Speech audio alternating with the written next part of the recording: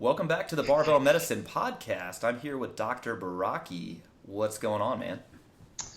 Not much. I think we're getting ready to talk about little ones today, little people. I don't know if that's politically correct anymore. Do we need to restart the Little children? Well, again, I don't want to be sizist. I don't want to be accused of that. So, I also heard that you had a really good training session today. Yeah, it was the culmination of a long block of training where I haven't been doing much squatting, trying to push my deadlift up, which failed miserably. So back to the drawing board and, still chasing that big 700. So, what you're saying is that my deadlift is ahead of yours. For now. I had to do it. No, so, it's interesting, though, and we won't spend too much time talking about our own training, but, there's been this notion of, just do what works for you, try everything, and then, you'll figure out what works for you and just try it and find out. But I think you and I would both disagree with that because we would say you have to evaluate what you're going to do, what you're planning to do from, like, known entities. So, for instance, we both know that in general, increasing volume will drive strength up after strength has plateaued at a certain level. We both know that. We also both know that you have to modulate intensity and overall fatigue to fit the person's needs. And things about exercise frequency, all these sort of things, we have general ideas about what will lead to improvement. So if a program does not fulfill those criteria or play by those rules, then you can say this is probably a bad idea without ever having ran it, right? I mean, yes, you can say it's pretty. It would be pretty uncommon that you would run something that like fails all of those criteria and that you'd be shocked at massive PRs at the end of it or something like that. Sometimes something that checks all the boxes might not work as much as you had hoped, but usually there's something under the hood that you have yet that you need to go back and kind of diagnose, Right. But usually if you have an advanced lifter and you're like, oh, I'm going to try this super low volume, low intensity, super high frequency or super low frequency or whatever, like something like that just doesn't comport with what we know about training. It's like it would be absolutely shocking that the person comes out at the other end of that training cycle with just like absurd, massive PRs or something like that. I agree, unless dun dun dun, the training done prior to that. There's such a delayed training effect that it's only realized when you're doing something that doesn't comport with what we know. So my example is this. It's like, you know what? I'm going to run Shako. Someone runs Shako, lives to tell the tale, all right? And then afterwards does 5-3-1. Mm-hmm.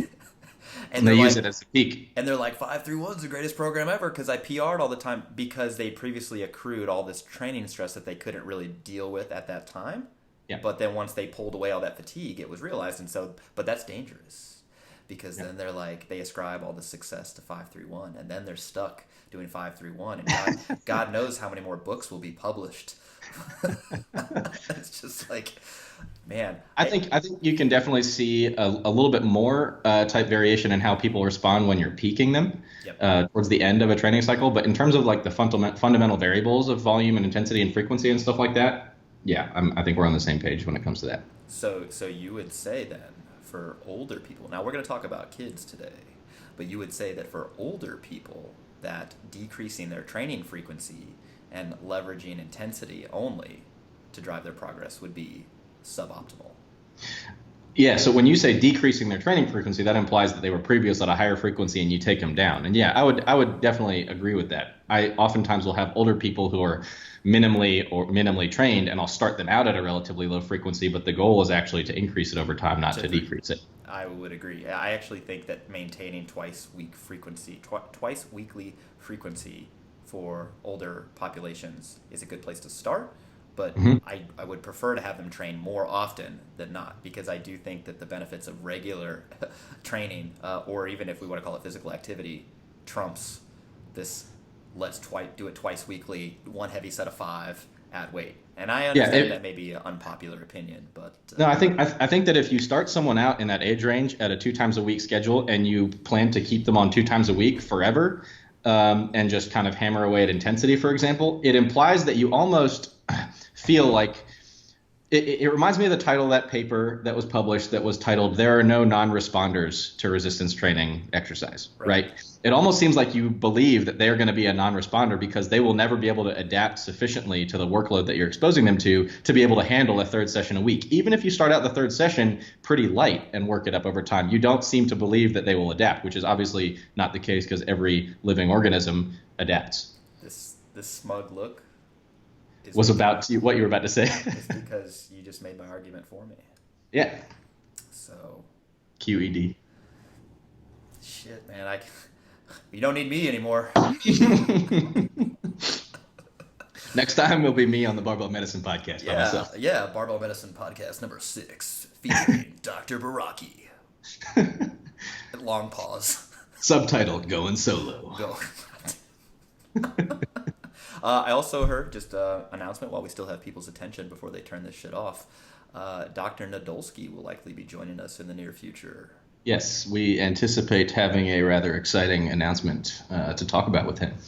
Exactly, and then...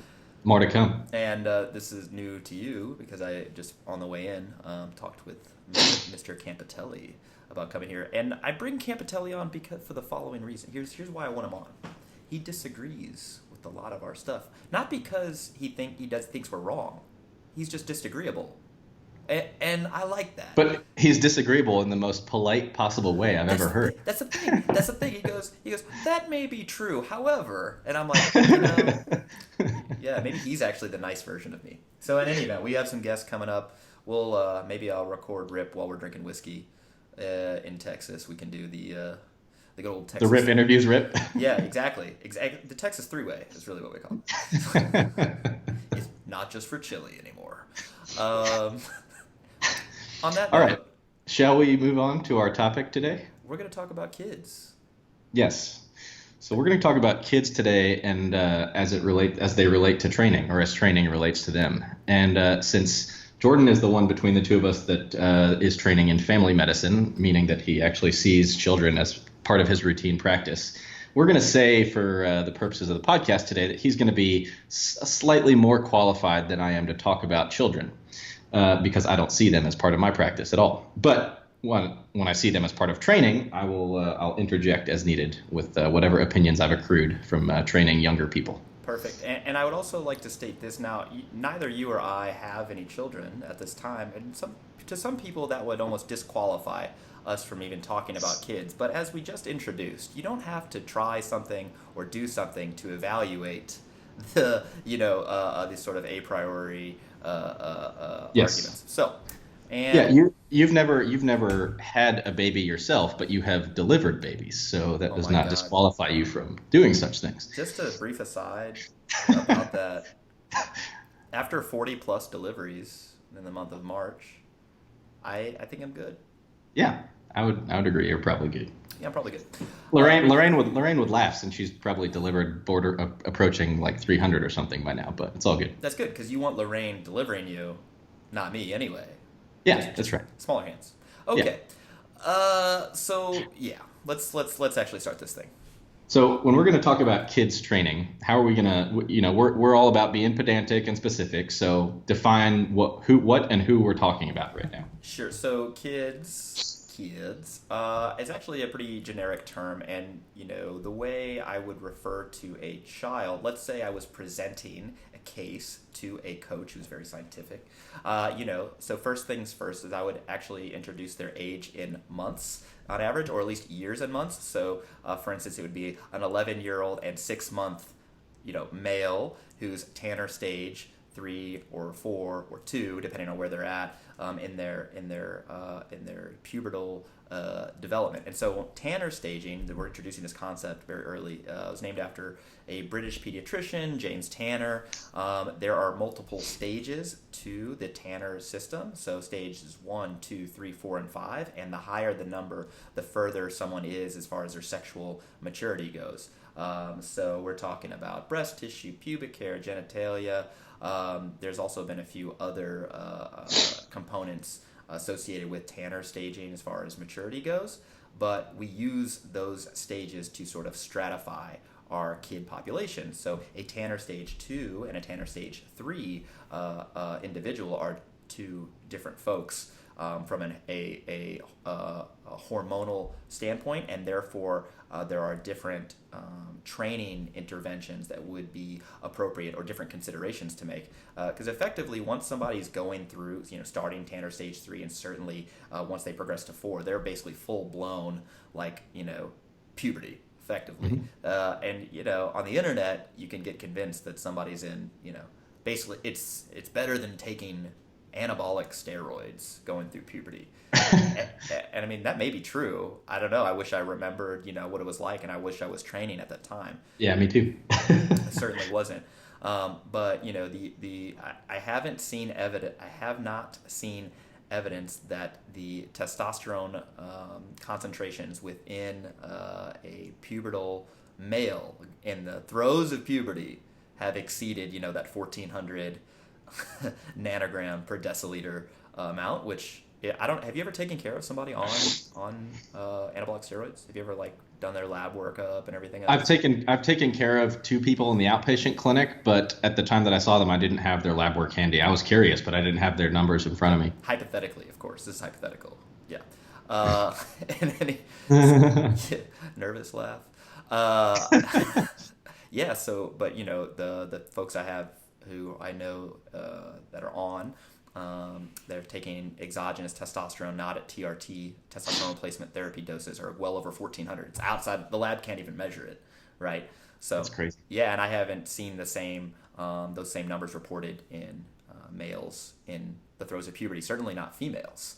Have you seen what type of numbers are reported for males? What kind of typical range you might expect in a pubertal male? Yeah, so it depends who you read and where you're at, and I'm sure some endocrinology fellow is going to, hey, great, if you're listening to this, that's cool. I want to know what you read and where you read it. But I've seen everything from, on average, in the high 600s, 700s, all the way up to 1,000 or more. So certainly upper edge of normal. But I haven't seen, a bunch of evidence showing, yep, they're above 1,400. That's just standard. They do just secrete more testosterone, and more importantly, it does appear like they're more sensitive to the existing testosterone. Yeah, that was going to be my next question, is when you talk about testosterone levels, because this applies the same deal in adults, there's 2 sides of the coin. One is the actual serum concentration, and the other side is the receptor expression. Sure. So, maybe during that period of time, they get a bunch more transcription and translation and, expression of testosterone receptors on their cell surfaces. So the same serum concentration might exert a greater physiologic effect. Yeah, so they get a greater androgen receptor concentration in stereotypical areas. So for males, we're talking about traps, shoulders, upper extremities, just go ham with androgen receptor density, and then those same existing receptors that they already had also become more sensitive. So you have more receptors, more sensitivity, and testosterone levels are higher than they otherwise would. Yeah. Sounds like a good combo. Yeah. The more interesting thing is the females who we would classify towards the more masculine end of phenotype. So, all right, let's just make sure everyone's on the same page here. Genotype is genetic material, a genetic code that you're born with, and the phenotype is what is actually expressed. All right. So, for instance, XX is genotypically female, XY is male. So, there are XX females born female, okay, by sexual reproductive organ and genetic chromosomal criteria. Okay, let's call it there, who exhibit very traditionally masculine traits from a musculoskeletal standpoint. So that is narrower hips, more muscle mass in the shoulders, better response to training, more explosive, all this other stuff. There's some evidence that those folks also generate a higher density of androgen receptors, steroid receptors in the prototypically male areas. So they end up with bigger traps and bigger shoulders and more upper extremities. They're stronger in their upper extremities, which effectively is the biggest gap amongst the sexes. Like throwing males and females, if you look at age-matched cohorts throughout, as they develop, the gap is huge already, and then it just gets bigger and bigger and bigger. Yeah. Whereas the gap for running, pre-puberty males compared to females who are just getting in there, or pre-puberty females, they're the same. They effectively run about the same. And then once the females hit puberty, they're faster than men. But at no point are they better at throwing than men, ever. Yeah, it's part of the reason why it's so freaky to see like a female with a body weight plus press. Be real nice. Yeah. So yeah, the whole thing is super interesting as far as things that influence androgen receptor density and sensitivity during the pediatric and formative stages of life. So the next question people would say is, well, how do I maximize that for my kid? and I'm gonna tell you that if they're in Tanner stage 3 or past, and so in general ages, if they're 12 years old or greater, you missed it.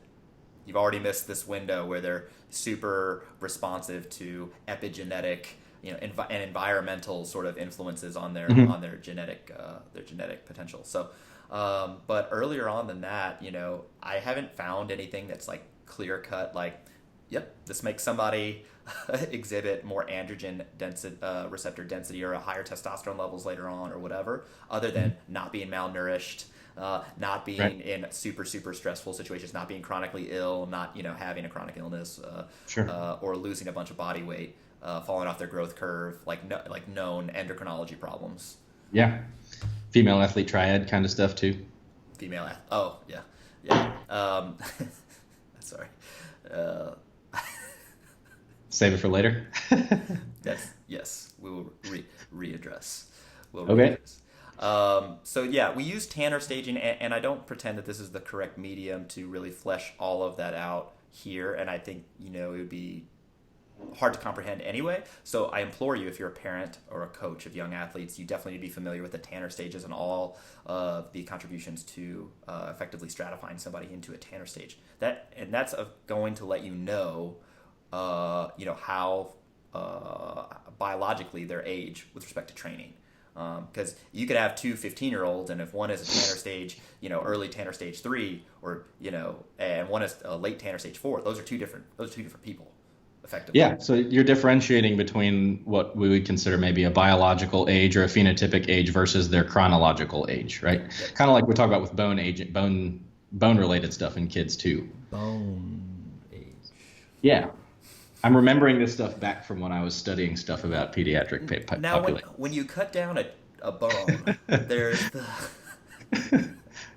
the rings, right? That's what you're counting, rings? Yeah, I think so. Yeah. You get the bone age. You have to develop. So if someone's like short for their stature, you got to effectively look at their bone age and their epiphyseal plates, and you refer them to endo. You send them to endo. Sounds good. Yeah, send them to someone who sees children. All right, so let's say that you have someone of an appropriate Tanner stage. We can talk about maybe specifically later about what that actually entails, but you want to get them started with training in some capacity. Say you are a weightlifting coach in Siberia and you're ready to recruit the next Dmitry Klokov, or you're in the suburbs of China and you want to, pull the little child to get him started on the road to Olympic glory. What if that same child was in the United States? There's going to be a whole lot of arguments as to why you shouldn't do that, because you're going to hurt the little kid, aren't you? Isn't that a usual argument that you're gonna get against children training? Oh, certainly. Yeah, you're gonna get people who say that, and incorrectly, I might add. If you take nothing else from this podcast, you have people say that child injury rates during weight training specifically, the risks are so great that you shouldn't try. Mm-hmm. And I guess I just don't know where this came from, because I really tried to were there a rash of case reports once Arthur Jones came out with the Nautilus stuff that just scared everybody about training, or physical activity, like weight-bearing physical activity for kids? Or did this just pop up out of nowhere because it started getting repeated and we don't know? And I can't find it. I'm not sure. The injury rate for competitive weightlifting is insanely low. I mean, it's like 6,000, 0.0006 per thousand participation hours for competitive weightlifting. Now, granted, that's for adults. Okay. But if you look at overall incidence of weight training injuries, most of them are for people dropping weights on their foot, or like smashing a finger with their dumbbell. It's not like acute like bone explosion under load. Ebola, as they say. Yeah, Ebola. Or even things that do happen to kids, like the traction apophysitis of the patellar tendon and ligaments. So Osgood-Schlatter's or disease states like Sure. that. The injury rates are exceedingly low, especially when compared to competitive soccer, competitive football. Yep. Even things like karate have higher injury rates, but nobody's saying don't do that. Yeah, it's kind of amazing that they don't say that about something like karate, but they would say that like a pugilistic sport, I suppose. Like they're actually fighting to hurt one another. Yeah. versus picking up something off the floor. Right. So I went and I looked and I was trying to find like injury rates for like percussionists that were like just don't join band because you're likely gonna get injured. And I couldn't find anything, just some occupational data on adults. But so anyway, I tried to go down the rabbit hole here and I didn't find anything. But overall, when you look at the totality of the data, the idea that you could make a case against strength training or barbell training for kids, even as low as Tanner stage 2, based on injury, is not supported by evidence. It's not supported by evidence, and I think most reasonable people who have experience in this would say not supported by anecdote either. Having trained multiple kids before, you don't hurt. You're not hurting them unless you're doing stupid stuff, I guess. But kids are pretty resilient too, Turns out. Yeah. Turns out. I don't know. How many kids have you taught how to squat? When I say kids, so anybody under the age of 16, how many kids you taught to squat? 20, 30. Yeah. Something like that. Yeah. So I'm probably a little higher. Oh, yeah. Especially given the commercial gym days. So, we're probably nearing the. I fortunately didn't have those, but. Yeah, fortunately. But a good time to train, people in their 90s and people and young kids. And it's interesting that during the stage of like rapid bone growth, occasionally you'll get kids that just don't move very well at all, and you're like, that's weird. Your squat looks all messed up. But what you do in that situation? It's the same thing you would do with a mid-20s person who doesn't move very well. You're not loading that very heavy. You're working on their technique so you can feel comfortable loading their squat. I mean, this isn't revolutionary stuff here. And the final point I'll make about this, the idea that kids can't squat safely, for instance, I don't see anybody recommending against, sitting on a seated toilet or, couches being contraindicated. Well, I'm just saying, that they have to do it as part of their daily life anyway, right? So the idea that this stuff is inherently dangerous doesn't comport with existing evidence. The idea that kids shouldn't squat or learn to pick stuff up when they're going to do that anyway, I don't get it. Yeah, from the perspective of anyone who's coached people, who's a competent coach, it almost seems implausible, because you could teach them. I mean, there's anatomically, right, and strictly speaking from like musculoskeletal standpoint, they're just smaller versions of the adults that we're coaching, right? So hormonally, they're very different, as we're talking about. They're hormonally different during these stages, but you can put them into the same positions, right?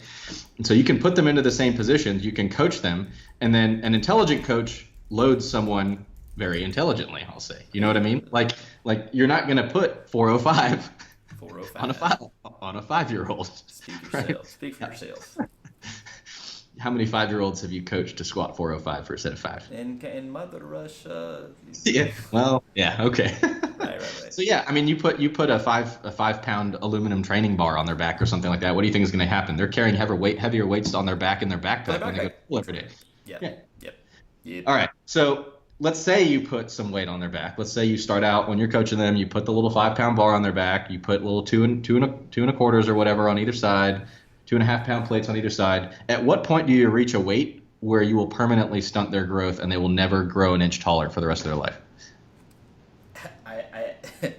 Yeah, so the growth stunting thing is a very interesting point too.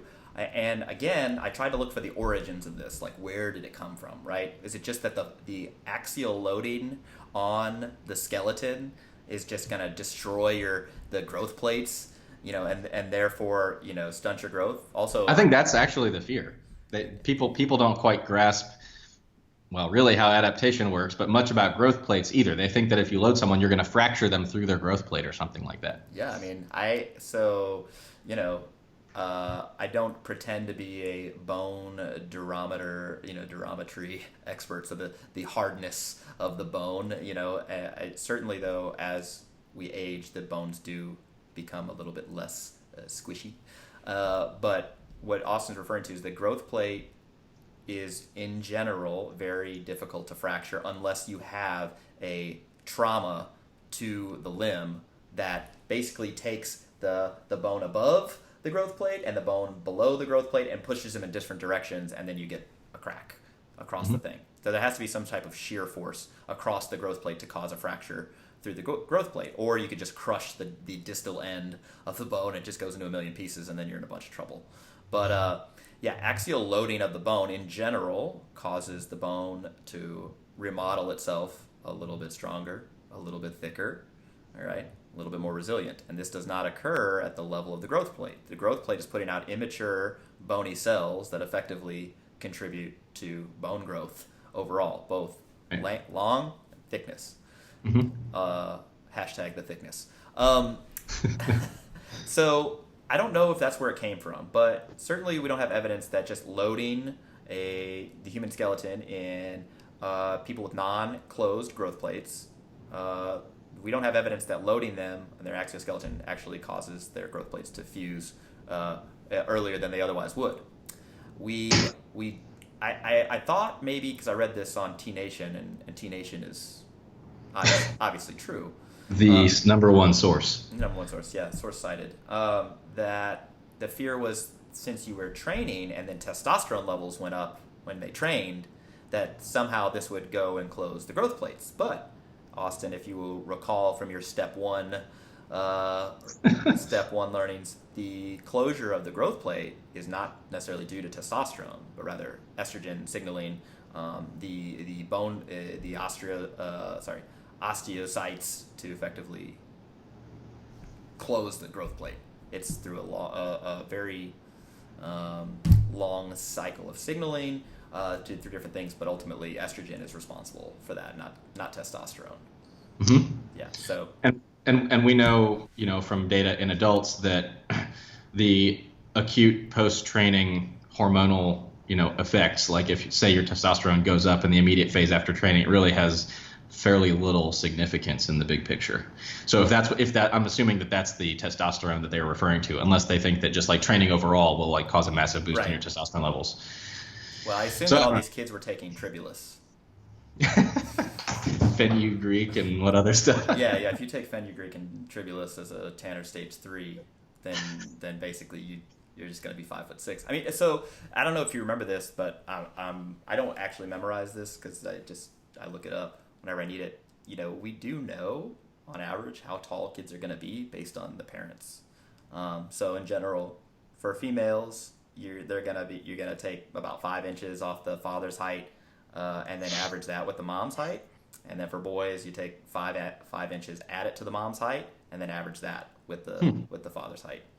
On average, there's obviously, Yeah, there's going to be a spread on that, but yeah, sure. Cool. So growth stunting probably not going to happen. Certainly not through a hormonal or through a trauma sort of mechanism there. If there is decreased height velocity, which is what if the height velocity is impaired, that's what the doctor would be looking for. Then that usually warrants a workup if that's been there for a while. But it's not going to happen through barbell training. Yeah, I think that if you had a kid who presented to a pediatrician or a family doc, for example, and they saw them falling off of the growth curve, if they were to just say it's probably because you're having them squat and leave it at that, that would be pretty inappropriate management. Unless you're getting hit with the barbell and just breaking the growth plate, breaking the growth plate. It would definitely deserve a full workup to kind of assess all the more likely suspects for why someone might fall off the growth curve. Yeah, poor absorption, chronic illnesses like infection, stuff like that, or genetic or endocrine issues. Yeah. So, Yeah. which, you know. Lots of non-barbell things. Also, just an interesting aside, have you ever seen Prater beads? Prater beads? Oh yeah. No. No. So I saw an endo fellow with he had a bead, like a set of beads that was shaped like a bracelet, but he had it on his keychain that were Prater beads that basically were representative of the testicular volume for the different Tanner stages. And I've heard of these things, but I've never seen them. Which is probably the coolest keychain I've ever seen. Because people are like, "Oh, that's cool. Is that like a bracelet or whatever?" Like, actually, these are balls. Balls. Kids' balls. Yeah. Okay. I bet by the time he's a staff, he won't need it anymore. He'll just know what the volume is just by palpation. Good for him. Good for All him. right. So enjoy that aspect of your career. So, all right. So next topic. This isn't even restricted to kids. This is like anyone who trains, right? If you're say you have a kid who wants to be better at soccer or be better at football or something like that. Just like in the same way that we hear it with adults, if you get someone to train with barbells and you get them real strong, what's going to happen to their quickness and their agility on the field? Aren't they going to be all bound up with that thick muscle? I like it. Hashtag the thickness. So Tom Brady says that if you train with weights, your muscles are going to get short and tight, and ultimately that's bad. And I don't know. Yeah, I don't know where this came from, but again, I do think if you look back far enough, what you'll see is that originally people thought that if you were of average height, average weight, average proportions, you were the best. That was the best athletic body habitus that you could have. So this is this is a long time ago, early 1930s, 1940s, where they were like, oh yeah, if you're 5'8", 5'9", and 180 pounds, and you don't have any freakishly long arms or legs or whatever, then that's the best for every sport there is because you're the average. You're the Vitruvian man, all right? Mm-hmm. And so the thought was, well, don't bulk up. You'll weigh more. Or like, don't do anything to alter that habitus. Right. We know that to not be the case now, right? To quote David Epstein, the author of The Sports Gene. Gene. Yeah, there was the Big Bang of athletic bodies, right? And the freaks got freakier. So why do basketball players on average have longer wingspans than their height? So just because you're 6'5" or 6'6" doesn't mean you're going to play in the NBA. You need to have a 7-foot wingspan, or why is it that if you live in the United States and you know a person between the ages of 25 and 45 and they're a true 7-footer, that there's a 1 in 5 chance that they're actually in the NBA right now? Like they're just it's just the selection pressures of each sport kind of direct you towards the most favorable anthropometry for it. Right. So not surprising. So does resistance training cause an increased resting muscle tone? No. I mean, no. If you're sore, if you are fatigued for any reason, then yes, your resting tone will be altered and your performance will be decreased because you have existing fatigue. So if you have a very demanding sport and practice schedule, guess what you can't do? Run a full-fledged strength and conditioning program where your training frequency and volume and everything else is so high that your fatigue is unmanageable. But again, duh, right? Does resistance training on average decrease range of motion? No. Nope. But I think what you'll see, because you will find studies that show that exercising with weights, training with weights does decrease range of motion. But if you take somebody who was previously had a lot of mobility, right? Okay, for whatever reason, they're underweight or they came from a sport like gymnastics or figure skating or something like that, and they stopped and just did resistance training, or, and more interestingly, doing resistance training with decreased ranges of motion, like leg press or leg extension, whatever, then yes, there's some incidents that their passive range of motion has decreased based on goniometry assessment. But you think about it like this. If you're concerned about getting muscle bound because of your sport, guess what you still have to do while you're training? Practice your sport. Practice your sport. Yeah. So and guess what? There's nothing better than practicing your sport for maintaining your sports-specific mobility requirements. Which is one of my arguments against mobility training in general.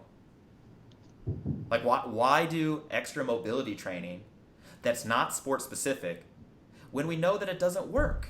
when we know that it doesn't increase range of motion long term, that we know that it does decrease force production, we know that it doesn't improve recovery rate, and we know that it doesn't prevent injuries, why are you doing it? For the grams, man. Look, the only way that you can post a ROMWAD picture of me not troll you is if you're naked. If you're not naked, I'm trolling it. That's it. From 420 on, if you are a girl and you get $2 for everyone who clicks your 10% discount code in your bio, I'm gonna troll every picture that's posted. All right, unless you're naked. That's it. That's my gift to society. All right. On that note, how many people can I get blocked by? How many people? Dude, there's been multiple people who've blocked you kind of out of nowhere recently, right? Out of nowhere. Yeah, Killcliff, I don't know why they blocked me. I assume it's because I told people that their products weren't any good, but that can't be a surprise to them. And then Noble, I guess, probably blocked me because I told people that their lifting shoes weren't any good, which, again, can't be a surprise. So, they know. All right. So we're veering off topic a little bit, but we'll save that for another episode banter, I suppose. Sure. So let's say that you have dispelled all these myths and someone is convinced that they're going to start training their kid and they're going to have you coach them. Let's paint a little picture as to what that would actually look like. What kind of results might we expect to see if you're going to be training a Tanner Stage X kid? So, right, yeah, so if you have somebody Tanner Stage 2 or at least Tanner Stage 3, effectively what you've told me by telling me that they're in those stages is that they're the hormonal milieu, or to quote the physiology whiz, Dr. Claude Bernard, the internal milieu, is such that there's unlikely to be significant amount of hypertrophy, so that's increase in muscle cross-sectional area. And the reasons for that are multiple. One, their testosterone levels are on average lower. Two, their androgen receptor density is on average lower. And then their androgen receptor sensitivity is also lower. And all of those things compromise muscle protein synthesis in response to training, which is why their muscles don't on average grow very much, if at all, from training. Now, obviously, the older the person gets, the further that they've gone towards the end of Tanner Stage 3 and Tanner Stage 4, where they're actually, hormonally, it's a hormonally viable situation to actually gain muscle mass. Yeah, I mean, you start to see it even in the absence of training. So it seems like they're in a state where they're ready to do that, especially even more if you were to give them a little load in terms of training. Phrasing. So, do they get stronger? And if we're going to define strength as the increase, the ability to produce more force against an external resistance, the answer is yes. So then you say, well, Dr. Feigenbaum, how? Because if they're not gaining more muscle mass, well, how will you get stronger? So do they get a little more muscle mass? Sure, yeah.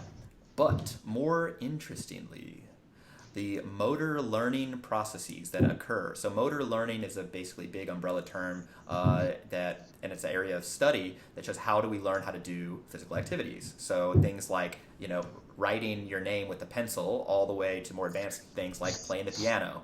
And this is a huge area of research in both sports, but then also rehab situations. So, you have people who have lost function and then they regain function. It's because they get to use a different area of their supplementary motor area. And I believe that's Brodmann's Area 43, as I recall.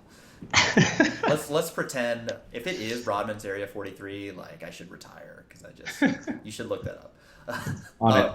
On it, we'll test.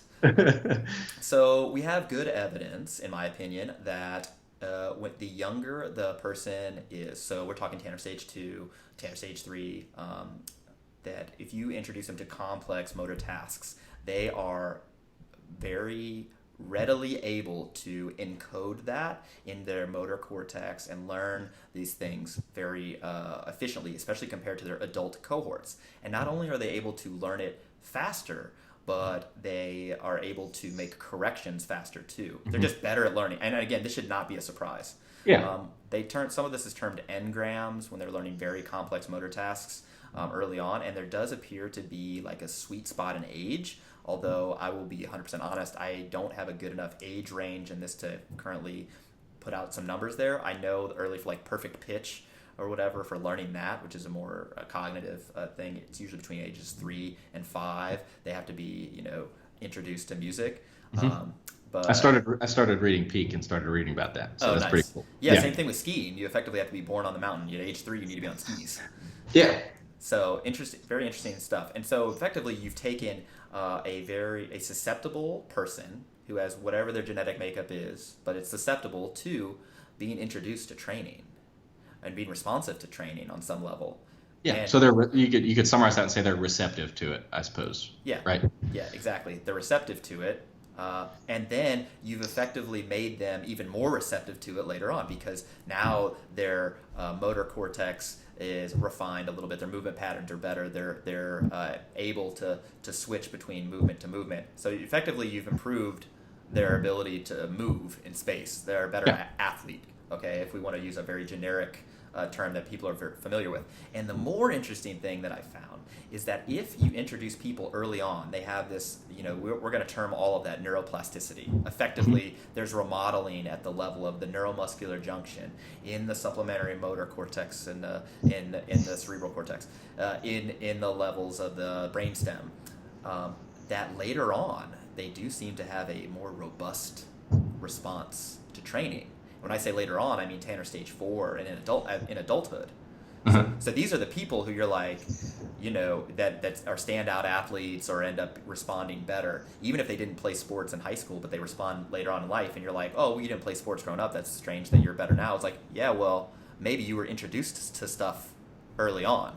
Yeah, it's like giving them a neurological base from which to jump off of at a later time in their life. Well phrased. Yes. So if I could take a little kid and not get arrested, I would.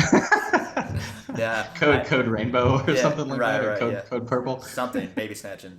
I would have them, at age 5, 6, something like that. I would have them start training.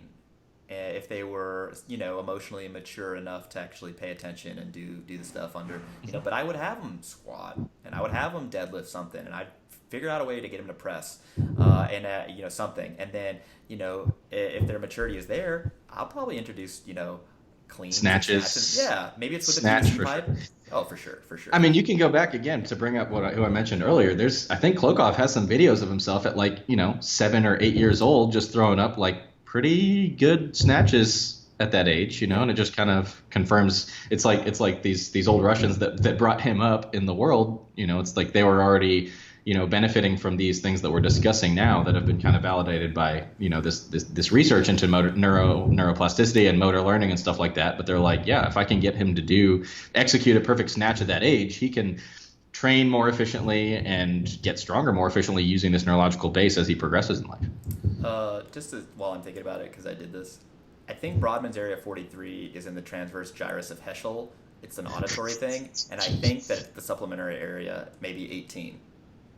Just if that's way off, you can crush my soul on podcasts, but I had to get it out. So right. Yes, I agree. And more interestingly is those, the 4 other countries that were already kind of participating in this is they would do a wide range of sporting selection.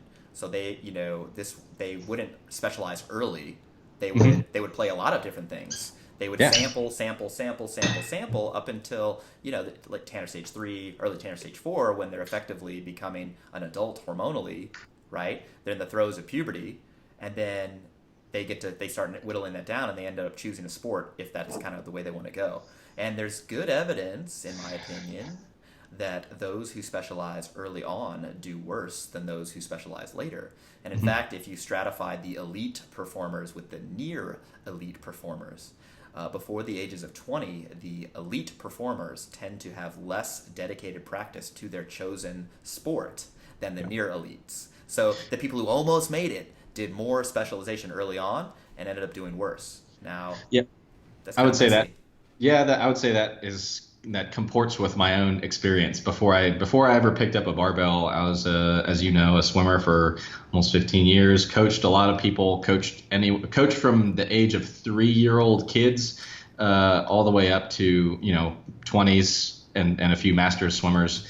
older than that. And then that was the same pattern I saw. A lot of kids I would see, 4 or 5-year-olds, and particularly in that situation, it was, a lot of the parents pushing the kid to train in the pool. And yeah, the ones that specialized early, they were either psychologically burned out by the age of 12, or they were starting to lag behind the kids who actually even started in the sport later. Yeah. A lot of them would end up doing better. And I personally actually started in the sport pretty late compared to most kids in the pool. I started around age 9 or 10, I think.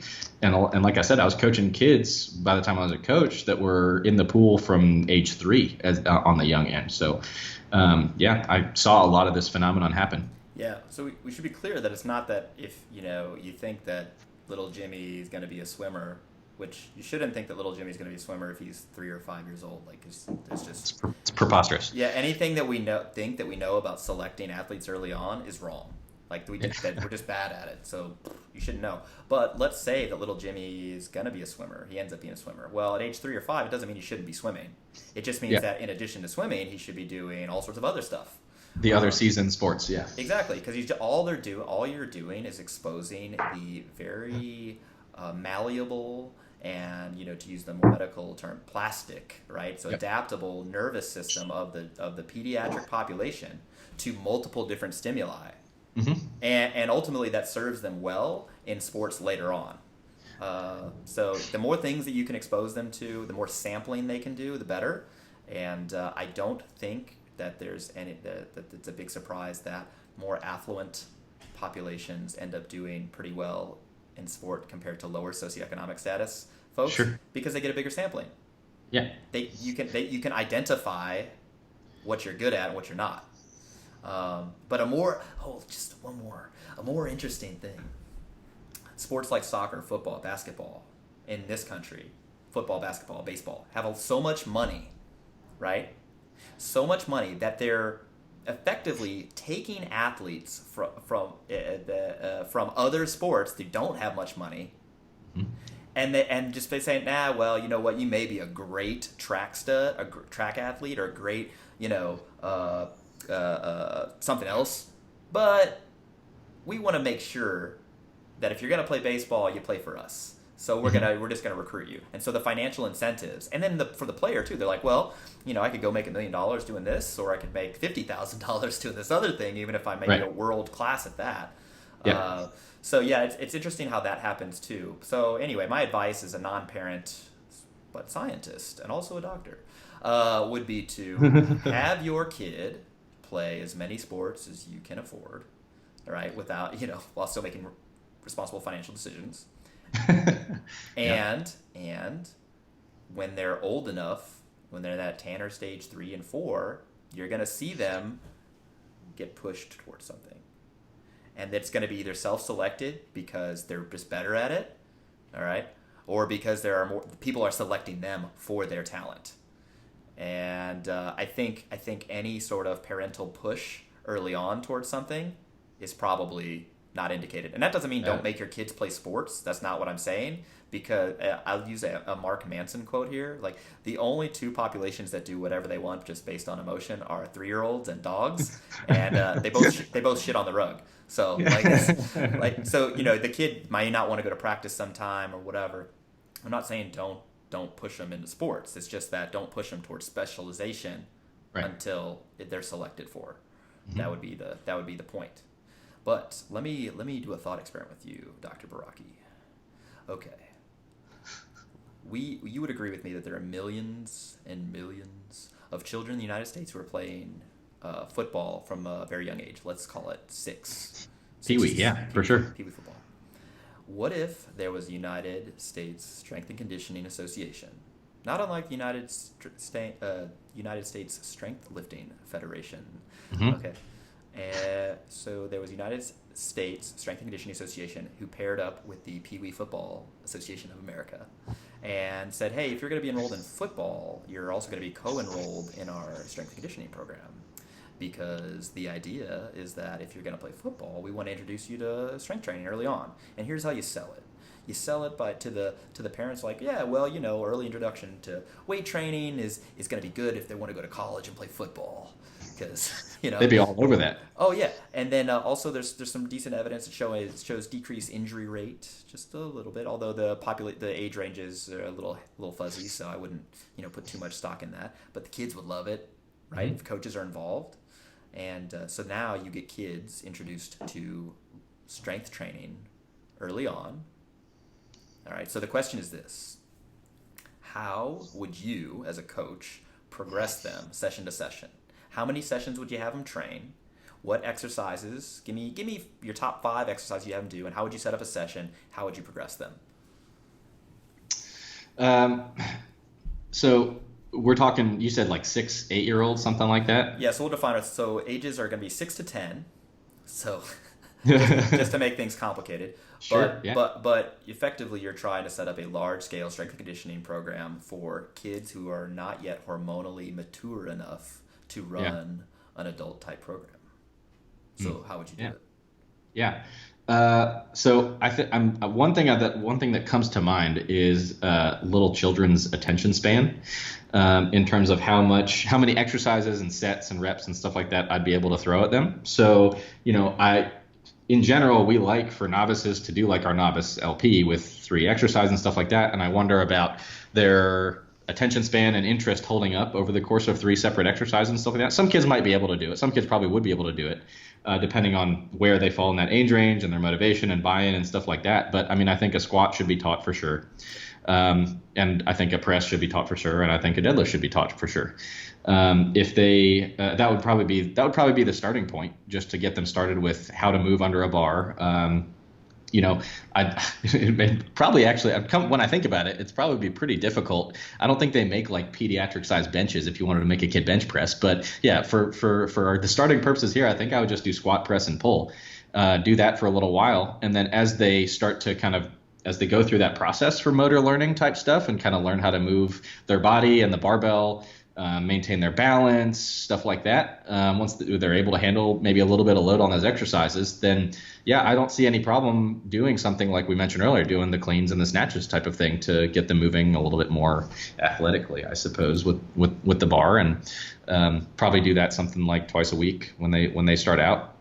Progress them over time to where they could train 3 times a week. Probably start out with, and the attention span type deal would help determine, are they going to do like 2 exercises in a session, or are they going to do all 3? But I think just squat, press, and pull are probably the place that I would start with a kid.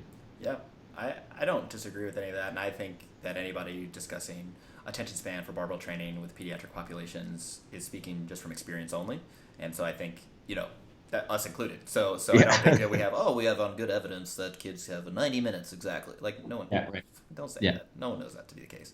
And with the loads that they'd be using, a training session would definitely not take anywhere near that long either. It's not like they have like 7 warm-up sets to do or something to get up to their work weight. So yeah, and I think an important point should be made. You and I are both not talking about running a linear progression because in a hormonally immature situation, you can't do that because the response is not going to be sufficient. It's not as robust, yeah. Exactly. So you might have a kid doing their 3 sets of 5 on the squat, which is probably where I would start. Just if I can get him to do that with the pediatric bar, women's bar, 5 kilo bar, or something like that, or 5 pound aluminum bar, depending on all sorts of things. Yeah. But I would have him do the 3 sets of 5, and I might stay at the same weight for a week, 2 weeks, 3 weeks. The form is going to be picture perfect. All right, and only then will I increase in load, and it's going to probably micro load from the start. And again, we're sort of out in no man's land here from an evidence standpoint, except for when you start looking at this neuroplasticity thing we were discussing earlier. I do think that there's some decent stuff suggesting that early exposure to these things are likely to improve stuff like rate of motor learning, just in general, period. The robustness that somebody gets to training. It's effectively you're priming the pump. You're like, hey, we're going to give you a little training. We're going to prime the pump. So that, and then in addition to, well, how do you choose your explosive athletes? Like, how do they become explosive? They're just born like that, and then there's the little tadpoles that are just, no. So there's some decent stuff, again, showing that early exposure to particular stimuli will improve rate of motor, rate of force production. And so I think we could reason that strength training would certainly not hurt that, but augment that. Just again, from everything else that's happening, it seems like a good mechanism. And I do think, anecdotally, looking at other countries' success, they basically have these kids start, exercising, GPP stuff early on. They play a ton of sports, and then they see where they're best suited. And I also think that it's important to remember that anthropometry is going to select a lot for certain sports. So, the kid who wants to play in the NBA but doesn't make it past 5'8". It's gonna be a hard road. It's gonna be tough. Yeah. So it's hard. It'd be hard to suggest any situation where you put somebody who's not yet at their adult height and their adult, sort of bone structure in one sport and specialize, because you don't know. You don't know. I don't know. So I'm telling you to have them play all sorts of sports. Have them play weird stuff. Have them do track, gymnastics. That doesn't have to be just baseball, football, or basketball. But it'd be really cool if we could get them to train. Yeah, and when you put it in this context of them playing all these different sports, the idea of putting them under something like a 5-pound bar and teaching them how to squat and press and pull, it really shouldn't seem that preposterous to anybody to get a kid training. You know what I mean? You're going to have this kid in Pee Wee football getting smashed helmet to helmet with another kid on the field potentially, taking all kinds of forces, and you're going to put a little 5-pound bar and have them sit down and stand back up. It really doesn't seem particularly radical. Yeah. And the amount of motor learning, kinesthetic awareness, proprioceptive skills, and stuff like that they can learn from something like that, if you have them squat, again, like you said, even using the same weight for 2 weeks straight, you're going to see in those 2 weeks an impressive improvement in the quality of their technique and how they're able to move. And they just they can almost self-cue just by doing the movement enough times that it just kind of, a lot of these things, they're harder to coach in a pediatric population because that they haven't learned any of this stuff in terms of motor learning before, but it really is impressive how quickly a lot of it can work itself out just by doing these movements for a couple times over the course of a couple weeks. And then once the movement looks really nice and clean, you put a 1-pound plate or something like that on either side. And it's not a radical idea compared to having them play a contact sport or one of these other sports that has, known higher injury rates and things like that. I just for full disclosure, because sometimes I'm wrong, Brodmann's Area 43 is it's the primary gustatory cortex, which is on the frontal gyrus. It's not even it's not the transverse. Yeah, so your neuroanatomy is getting a little rusty, but fortunately no one cares about Brodmann's areas anymore. Speak for yourself. I definitely don't. What a savage that Brodmann was, by the way. So Brodmann's area is just how we know neuroanatomy. This is German dude, basically stained all these different areas of tissue that he's just biopsying. It's like, oh, this is different than another one. And there's a bunch of that. There's 52 known Brodmann's areas. They're all different areas of the brain. So I feel bad for all of the people he's doing that to. All the people who had to memorize his 52 areas as well. Yeah. Brodmann's area 6 is the motor cortex, so I'll fall on my sword after this. There you go. This is the last point I want to make, and then we'll end this thing. So, you and I both know from experience that training elderly population, older populations, they respond less robustly to training, especially if they have no prior background. They're completely untrained. Right? Sure. So we'll just, in general, train somebody over the age of 50 with no prior physical activity that's been formalized or any sporting or anything like that. They just do worse with training. And it doesn't mean that they can't train. It just means, we're fighting an uphill battle. Right? Similarly, we know that people who have not yet gone through puberty have a very slow progression going through training because they're just not ready there. Right? Mm-hmm. So it's effectively, it's both ends of the curve. Right. In the middle, your optimal person is this 18 to 22-year-old male. Again, the joke is he lives equidistant from whatever gym we happen to be at an IHOP, right? Who lives in his mom's basement, has all his meals made, and whatever.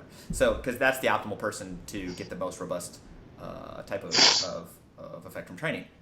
If, and only if, that person has previously been exposed to many different physical pursuits, to which I would include strength training. The optimal person is not just the 18 to 22-year-old. It's the 18 to 22-year-old who has previously been exposed to all this stuff. Yeah. Yeah, I think we've probably both coached 18 to 22-year-old guys who've literally never done anything before athletically in their life, and they don't. It's not like they do like impressively well all the time. A lot of times we have these kind of kids, either college age kids in that demographic, or maybe a little later in their 20s. We've coached a bunch of computer programmer type guys who all of a sudden decided that they wanted to get big and jacked, but they've never done any sort of sport or athletic activity before in their life, and they do all right, but they don't come out 12 months later, pulling 500 for 5 or something like that. No, but the kid who's been training, messing with the barbell for years and years and years, and finally gets the green light to go ham and gain enough weight. Yeah, they pull 500 in a few months, and you're like, oh my god. Yeah. What have I created? What have I done? Yeah, right. So I see you glancing off to the distance. Lorraine is probably waiting for you with the cat, I assume. She's at work all night tonight. The cat's looking at you longingly? Yeah, looking right at me. He's right staring right at you. So I will graciously thank Dr. Baraki for joining me on my nuanced trip through incorrectly labeled Brodmann's areas and pediatrics. So yeah, we'll be very in the near future. We'll be with Dr. Spencer Nadolski. We'll have Rip on at some point. We'll be on Curbsiders, and Austin is going to school us all on some cholesterol or lipids. Coming up soon. Both. Same. Basically the same. Not really. Hey man, you don't know. My doctor said that I should. You never been a lipid. You never been a lipid. So anyway, if you guys could, please review us on iTunes. It helps us jump the rating so more people can get exposed to this. Share with your friends, and thanks again for tuning in. For Jordan Feigenbaum, that's me. I'm out. And Austin Baraki. See you guys later.